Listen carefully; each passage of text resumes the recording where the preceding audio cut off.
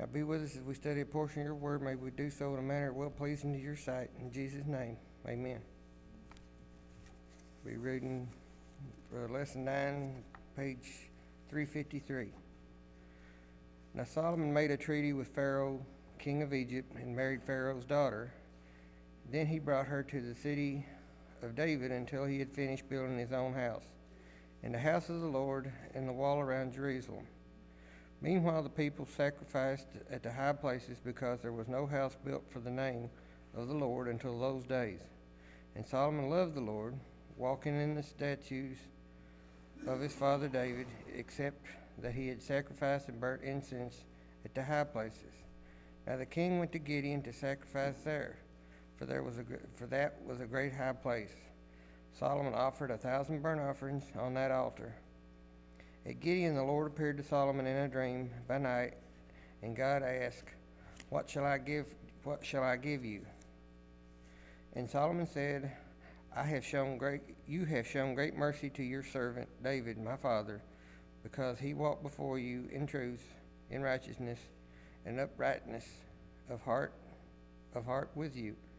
You have continued this great kindness for him, and you have given him a son to sit on his throne at it is this day. Now, O Lord my God, you have made your servant king instead of my father David, but I am a little child. I do not know how to come out or go or come in. And your servant is in the midst of your people whom you have chosen, a great people, too numerous to be numbered or counted. Therefore, give to your servant an understanding heart to judge your people, that I may discern between good and evil. For who is able to judge these great people of yours? The speech pleased the Lord that Solomon had asked this thing. And then God said to him, Because you have asked me this thing, and have not asked for long life for yourself, nor have you asked riches for yourself, or have asked life for your enemies, but you have asked for yourself understanding to discern justice. Behold, I have done according to your words.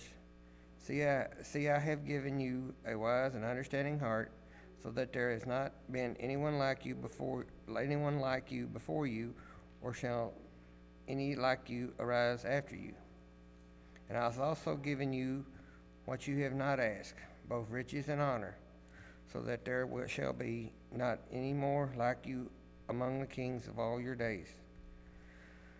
So if you walk in my ways to keep my statutes and my commandments as your father David walked, then I will lengthen your days. Then Solomon awoke, and indeed it had been a dream. And he came to Jerusalem and stood before the ark of the covenant of the Lord, offered up burnt offerings, offered peace offerings, and made a feast for all his servants.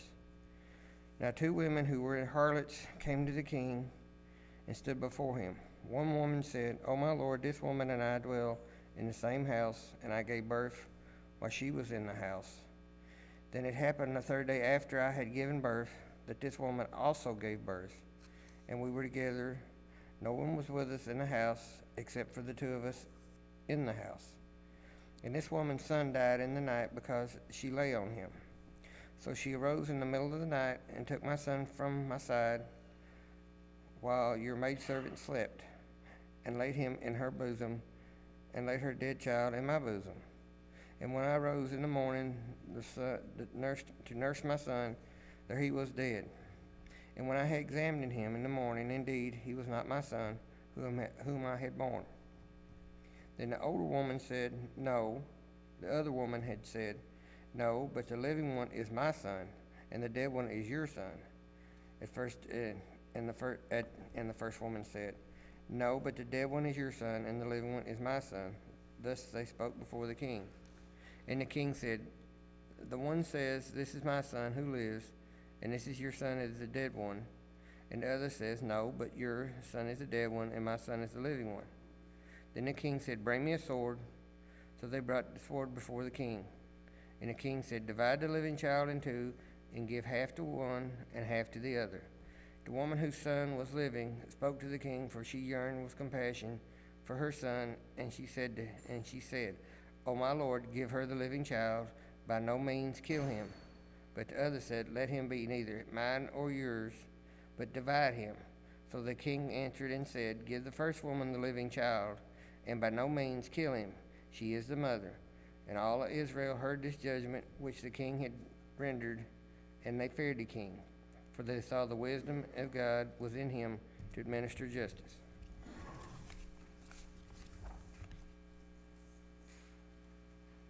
Hey, thank you, Darrell. It was a long reading this morning. So we've been studying this kind of quarter, I guess, about David and Solomon and their kingships and how Solomon became king. We've been talking about that the last 2 or 3 Sundays, and then this morning we're going to get into Solomon's life more and what he did, and the next few weeks will be about the temple. And yes, no. That was my aunt, but she was just letting me know that Gary Johnson, a lot of people know Janet Johnson, her Andy passed away, and his funeral service is tomorrow at the Mountain Room. Yeah, I heard that this week, and I should have mentioned that earlier, but Gary Johnson passed away. He fell, and he'd had a stroke several years ago, but I'd seen him occasionally, well, pretty regularly, really, in Fountain Run, but he had a fall and then passed this week. It was earlier in the week. But I'm glad to know the funeral's tomorrow. I wasn't real sure about that. Where is he, Lana Joe? Do you know? He is at Fountain Run. Okay.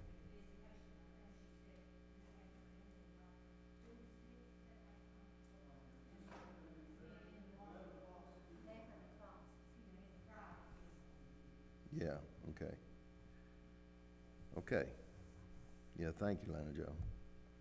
Okay. So we're to the point now. We're talking about Solomon's life, as I was saying, and what about Solomon? We've been studying about him and about his ascension to the kingship, to the throne. Was Solomon a good king? He sure started out as a good king, and for most of his life he was a good king. He had a lot of failures. What was probably his biggest failure? Yeah, he had did God want him to have more than one wife?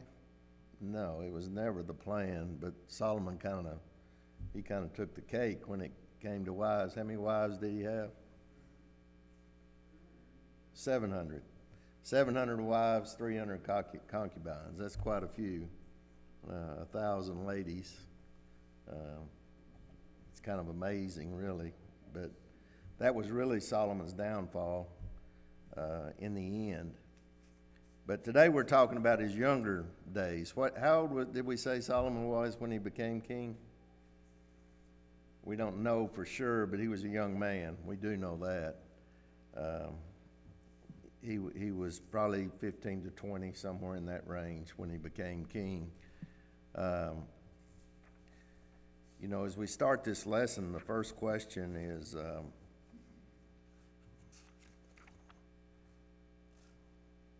well, no, let's don't go there yet. So this lesson today is mainly about wisdom. What is wisdom? When you think of wisdom, somebody that's wise, what do you think of? What are some characteristics of that person? If we say Sean, he's a wise person. He's a state representative for us. So what is wisdom? Yeah, no, that's exactly right. It's been able to discern knowledge and then make judgments about life, or about, a lot of it comes from experience. It comes from just the way environmentally you were raised, or whatever the case may be. Some people, we know people are smarter than other people, but wisdom is today there are people that are very wise when they're young, but typically not as wise as probably Solomon was when he was 15 to 20 years old. But wisdom is taking knowledge or things and then making decisions for others. You know, judges, we think of when we think of wisdom, we think of judges. Most of them are, you know, wise enough to make decisions for other people. Sorry, my phone's going off and that bothers me.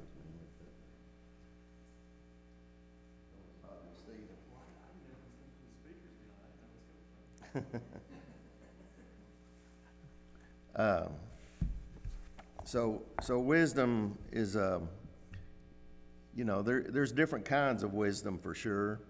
When we think of wisdom, we mainly think of, in Solomon's case here, we're thinking about godly wisdom. We know that that's what Solomon asked for in this prayer we're getting ready to talk about. But there are other kinds of wisdom.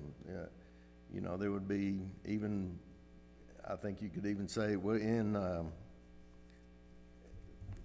James 3, turn to James 3 real quick, verse 13.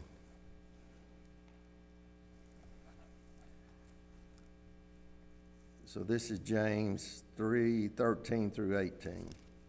Who is wise and understanding among you? Let him show by good conduct that his works are done in the meekness of wisdom. But if you have bitter envy and self-seeking in your hearts, do not boast and lie against the truth. This wisdom does not descend from above, but is earthly, sensual, demonic. For where envy and self-seeking exist, confusion and every evil are there. But the wisdom that is from above is first pure, then peaceable, gentle, willing to yield, full of mercy and good fruits, without partiality and without hypocrisy. Now the fruit of righteousness is sown in peace by those who make peace. So here James is saying that there's heavenly wisdom, there's also earthly wisdom, demonic wisdom, sensual.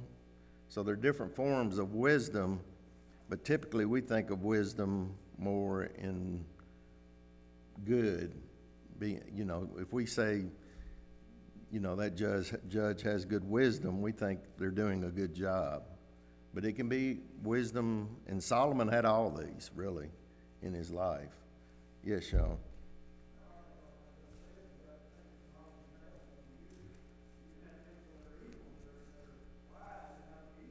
Yeah, that's what James is, yeah.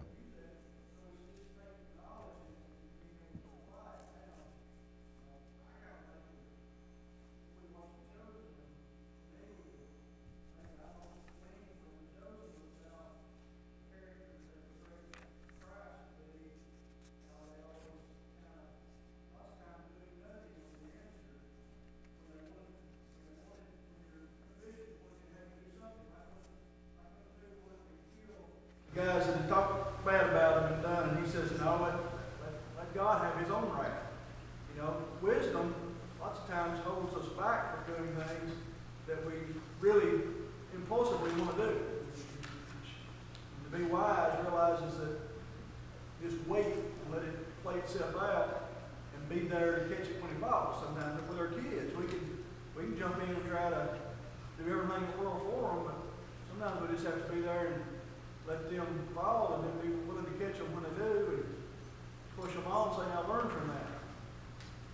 Yeah, no, that's right. Yeah, you have to take that knowledge and then use it right for it to, you know, it can be used wrong. And it could, that's what happened to Solomon towards the end of his life. All right, let's start on our questions. Any other comments? Yes.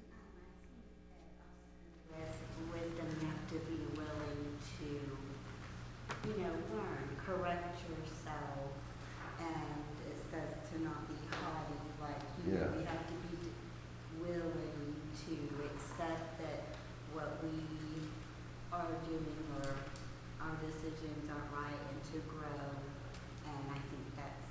Yeah, no, that's a very good point. That's definitely a part of being wise. Humility, being able to learn from your mistakes, being able to take correction from others. That's all about maturity and wisdom, and That's a very good point, yeah. Okay. Our first question here, how are ancient kings often, how are they often depicted when represented pictorially? Men of war. You know, I don't think that's necessarily when we start talking about King David, that doesn't really usually, that's not the first thing we think of, that they were a man of war, but they were. That's the time period they were in. They fought nations all around them. All the kings battled, including Solomon. It was just part of the way the structure was then. And God would let them, of course, he would be with them and they'd win, and then they'd start sinning so much they'd fall, and God would let them fall. It was just part of that time period, but it was kind of it was a tough time, really. With what king did Solomon from an early alliance which he sealed with marriage? What king did he form an early alliance which he sealed with marriage? Excuse me. Pharaoh. So where was Pharaoh king? Easy question. Egypt. Yeah, so why was that important to Solomon?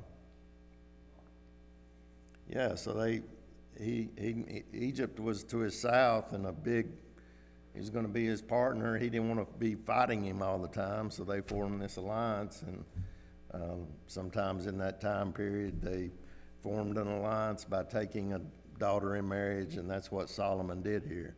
Was this Solomon's first wife? You know, remember now, we said he became a king when he was 15 to 20. You think this was his first wife? Does anybody know?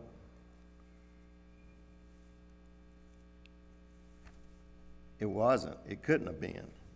And this was interesting to me because I never had really seen this. So Solomon, how long did he reign? How long did we say he reigned? 40 years. And we say he's 15 to 20. He reigned 40 years, so he's 55 to 60. And then if you look, Rehoboam, who was Solomon's son, was 41 when he became king. So if we're assuming that he was 41, Solomon reigned 40 years, he almost had to have a wife before. And Rehoboam's mother was, it wasn't the Pharaoh's daughter, so he had another wife. And it almost had to be from that time, those time frames, that it was from a wife before he took the wife of, or took Pharaoh's daughter to be his wife after he became king.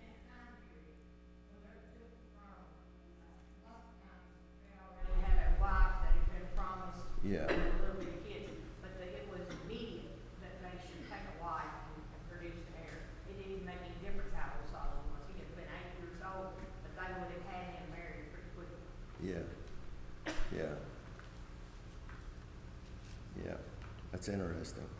Just how all that, worked, and in different times it didn't work exactly the same. The firstborn wasn't necessarily always the person chosen by God to be king.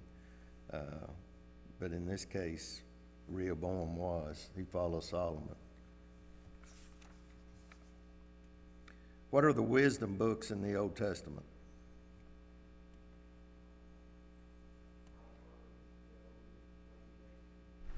Yeah. Those are the ones we consider the wisdom books. Did Solomon write them? Did we know? He wrote Ecclesiastes, I think. Proverbs, yeah. Song of Solomon, yeah. So that was in Proverbs. He wrote Proverbs, Ecclesiastes. He didn't write, that was about Job's life. I would assume, I'm not sure who wrote it really. Does anybody know? Josue, you know who wrote Job? It's unknown now. Unknown, yeah. Okay, for what was Solomon famous among his own people and among rulers in the land, in foreign lands? What was Solomon famous among his own people and among rulers in foreign lands? Yeah, his wisdom, I think, his ability to take the knowledge that he had, that God gave him, and then, to be able to administer that and move the country forward. And he was very good at it especially in his younger years. Before Solomon built the temple to Yahweh in Jerusalem, where did he and others of the people worship?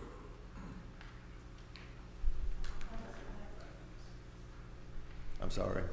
On the high place. At the high places. So typically, wherever high places were, they would have places that people could go worship. They didn't have a temple yet.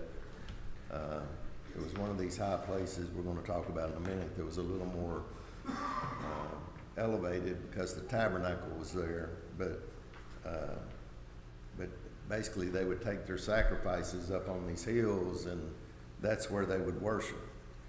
If you look at verse 3, I think. Yeah. It says, and Solomon loved the Lord, walking in the statutes of his father David, except that he sacrificed and burned incense at the high places. So that word except there, David, of course, was, it's interesting. David, however bad he was and things he did, he always followed God and had God in his heart.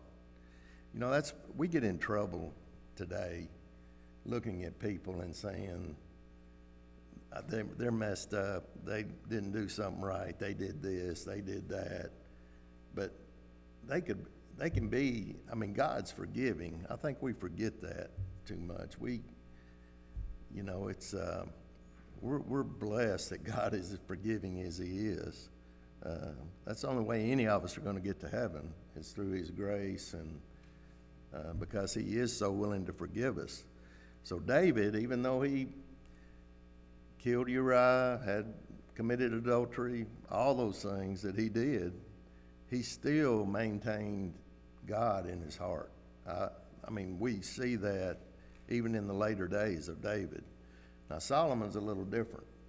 Solomon started out that way, following in David's footsteps, but he just couldn't let his sexual desires, basically, he ended up yielding to that. And I'm not sure, we don't know, but he died in pretty much, God had taken things from him, the kingdom was going to be divided. He sure wasn't following God like David was, or that's the way, if you read these stories, that's the way it's kind of indicated. Yes, Sean? He did say it's all vanity, didn't he? Vanity, didn't he realize that all these things that he had because of his wisdom, because he was able to make wise decisions, was all vanity if he didn't turn to the Lord. He went full circle almost to saying, I hope he died. I hope that he died that way, to say that it was all vanity. He came back. You hope that that's what he was meaning when he was talking about the end of his life, looking back on it, and it was all vanity. Yeah, and we don't know that. We won't know until we get to heaven. And yeah, we hope everybody's in heaven, we just need to be careful as we go through life. And you never know, we're planting a seed will be a blessing, and it's usually in somebody you don't expect.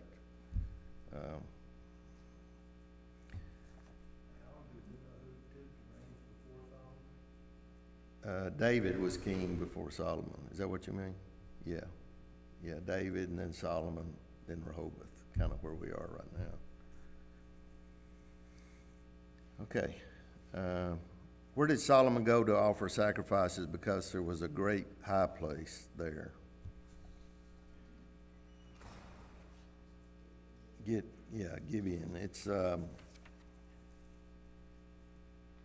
that's where the tabernacle was and where Solomon went. In verse 4 it said Solomon offered 1,000 burnt offerings on the altar. That's really a lot. I mean, that's excessive, really. Why did Solomon do that? I think it was because he had such great numbers, and he, at this point in his life anyway, he was, following God, trying to live, following God in his footsteps, and God was blessing him, and he offered this massive amount of offerings.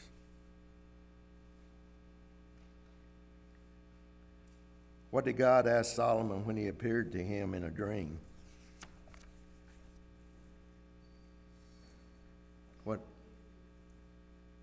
God asked Solomon, what shall I, what shall I give you? What wish do you have?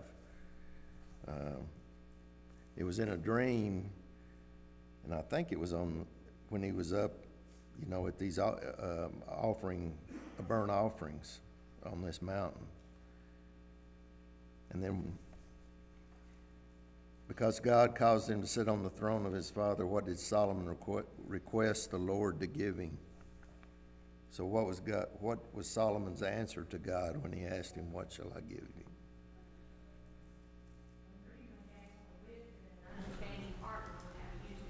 Yeah, to be able to rule his people. Yeah. That tells you a lot about Solomon in his young years, for sure. I mean, most people wouldn't ask for that. They would ask, and really, I don't know if that was really the best thing Solomon could have asked for, the way it turned out. He could have asked for, we think it is. We always look at Solomon as being a very wise young man for asking for wisdom. But in the end, it led him to the wrong kind of wisdom, really. It led him to acquiring all these wives. He had all the riches. When it says in here that I'm going to make you the wisest person before you and after you, that's pretty amazing, really, that somebody that wise could end up where he was in the end, or it is to me.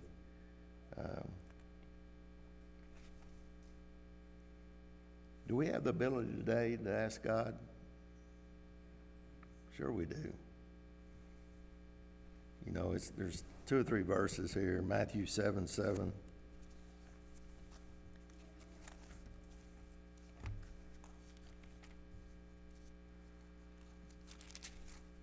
Should have marked them. Stephen, did you turn to that? Oh, I'm sorry. I thought you were over there. Turn it. No, I got it. Matthew 7:7. Stephen, you look up John 15:17 for me. John 15:17. Matthew 7:7 says, ask and it will be given to you. Seek and you will find. Knock and it will be opened unto you. So here Jesus is saying all you have to do is ask, really, and if you're faithful, and you'll be asking for the right thing, and God will grant it. He hears us today when we ask.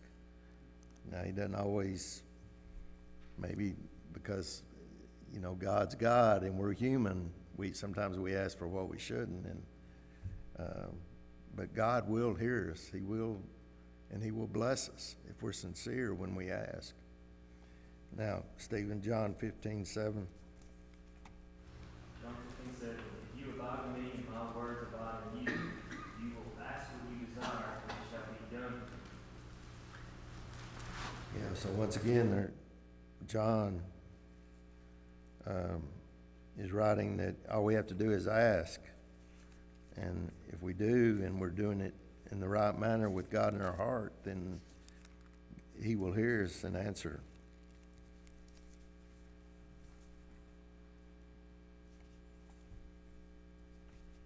Okay.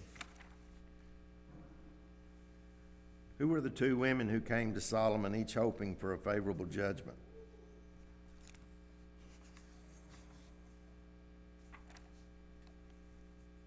Who were they? They were harlots. What was a harlot? Prostitute. Yeah. So these 2 prostitutes, would you think 2 prostitutes would go to a king? you know, there's some significance in that, I think. It's a kind of amazing that King Solomon would enter into two prostitutes' squabble, really. But he was a king of the people. He asked for God to give him enough knowledge. What's funny? Did I say something? 700 wives and 300. The woman goes to him and asks him, he's probably gonna listen to her. Yeah, I guess that's right. He didn't hardly have that many at this time, but yeah, but he was definitely gonna work on it. But anyway, he let these two ladies come into him. Each of them they were living together,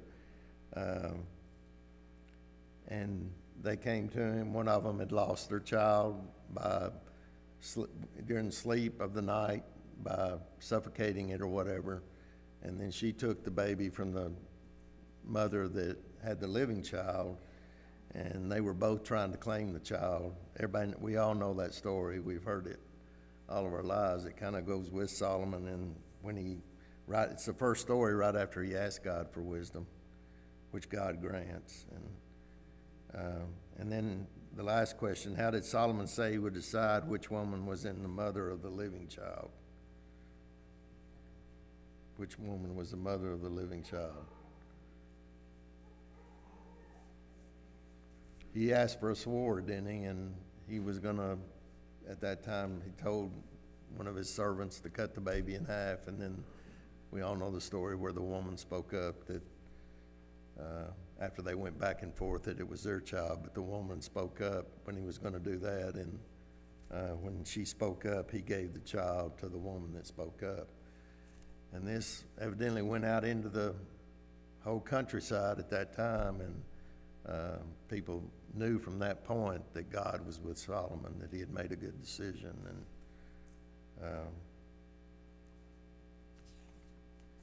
And that started his wisdom, examples of wisdom in his life, and is able to judge and rule the people, really. Any comments? Solomon, at a young age, whether he did it at an old age or not, but at a young age showed quite a bit of wisdom, the way that David dealt with him, you know, not killing people when he could have, not doing it, the way he handled the Philistine, you know, the way he took the stones and killed. And David at a young age was wise, and God blessed him for it, and so was Solomon, and wise at a young age.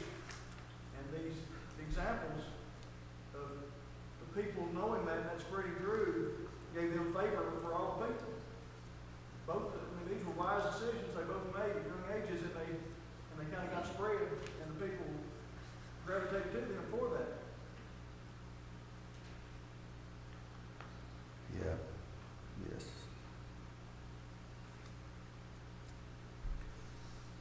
Okay, we move on down into the next set of questions.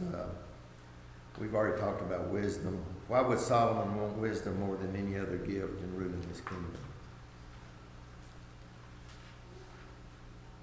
He felt inadequate to the task.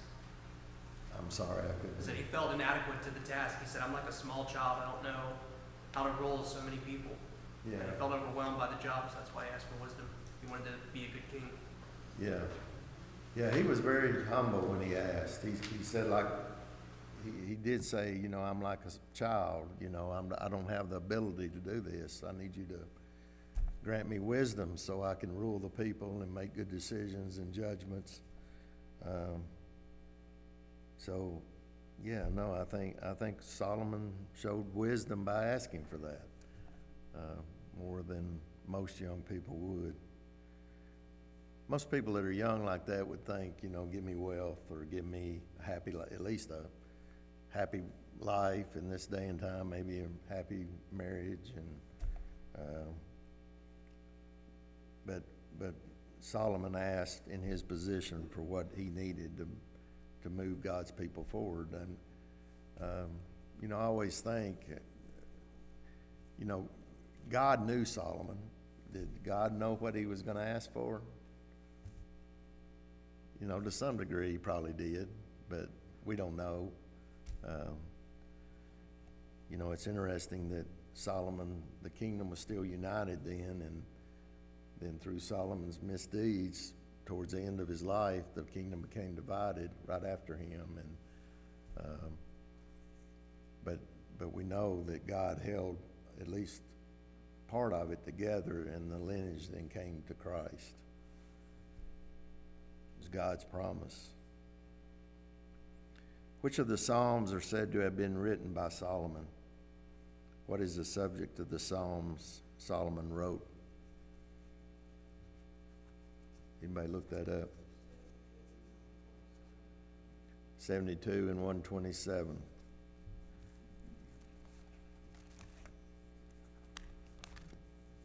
You know what the subject was of them, Brian? Spoke to, speaking of the coming of Jesus. And 127 is speaking about it. Yeah. So who wrote the Psalms? Different people? Collection from different people. Yeah. David wrote, Solomon. Who else? Was there others? Do we know?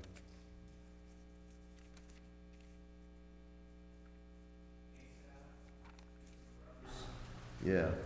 Moses wrote a psalm, I believe. Yeah, so they were a collection of several. You know, that's interesting, a book that somebody put together through God's help, of course, that we try, really the world probably turns to this book as much as any, with the Lord's Prayer and everything that's in it.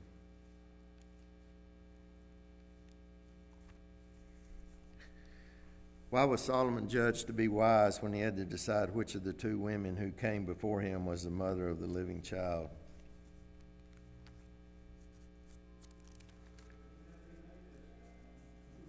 No. You know, that would have been a hard thing to decide. There were no witnesses. It was just the two ladies and the one child. So it took a special determination to figure out which one was the real mother. And Solomon was able to do that. And I think when people saw that, it kind of put Solomon in charge of all the people and gave him that leadership ability to lead the nation, really, and to lead God's people. In Proverbs 4:7, Solomon writes, "Therefore get wisdom, and in all you're getting, get understanding." Why are wisdom and understanding needed by a judge more than anything else?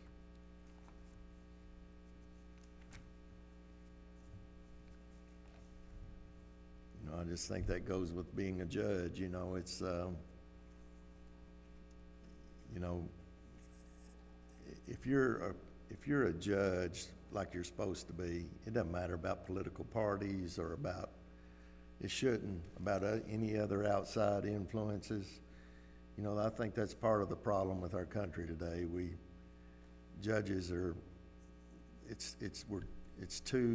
we've gotten into the judicial system to make decisions that Congress ought to be making, and judges need to be impartial, have wisdom, and understanding to make a decision based on the Constitution, or in this case, God's law. And when we don't have that, you know, it's not good. It's not. It's important to point out how wisdom and understanding go hand in hand, because even in Proverbs 4:7, it mentions how wisdom is important, but as you get wisdom, you get understanding as well, because the two do go hand in hand. Yeah. Understand the situation, use your wisdom to make a decision. Right. It wouldn't do you any good to be the wisest person in the world if you couldn't apply it, or if you didn't have understanding to be able to apply it. And that goes back to the whole definition of wisdom that Lana Joe said. Okay, any other final comments?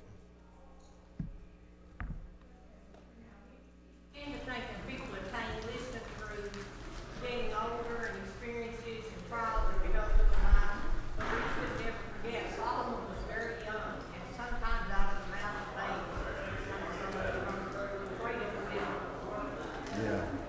that's true. And there's been other examples of young people that were very wise in the world and in history and in time. But that's true. Most times we think of wisdom as being associated with maturity, but it's not always, or with being older. Thank you all.